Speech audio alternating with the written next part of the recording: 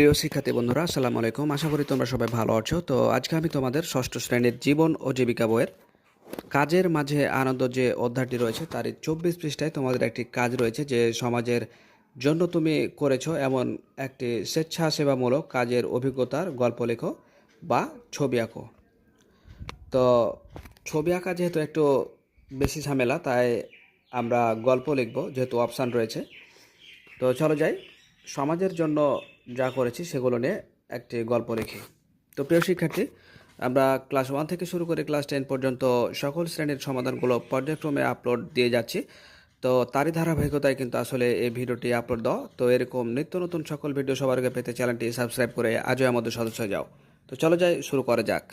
তো প্রিয় শিক্ষার্থী, দেখতে পাচ্ছ যে এখানে গল্পটি সুন্দর করে লিখে দেওয়া হয়েছে যে কোভিড-19-এর সময় বাড়ি থেকে বাজারে যাওয়ার সময় দেখি অসহায় মানুষের দুর্দশা।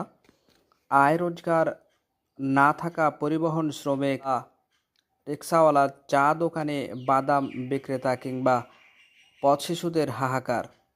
তখন বাড়িতে এসে ভাবলাম তাদের জন্য কিছু একটা করতে হবে। এমন পরিস্থিতিতে বাসায় খাবার রান্না করে প্যাকেটে করে ফুটপাতের মানুষদেরকে বিতরণ করি, যেন তারা অনাহারে না থাকে। যখন খাবারগুলো তাদের হাতে দিতাম, এক অদ্ভুত ভালোবাসা তাদের চোখে খুঁজে পেতাম, যা ভাষায় প্রকাশ করা যাবে না। তো প্রিয় শিক্ষার্থী, ভালো থেকো। দেখা হবে পরবর্তীতে নতুন কোনো গুরুত্বপূর্ণ ভিডিওতে। সে পর্যন্ত আল্লাহ হাফেজ।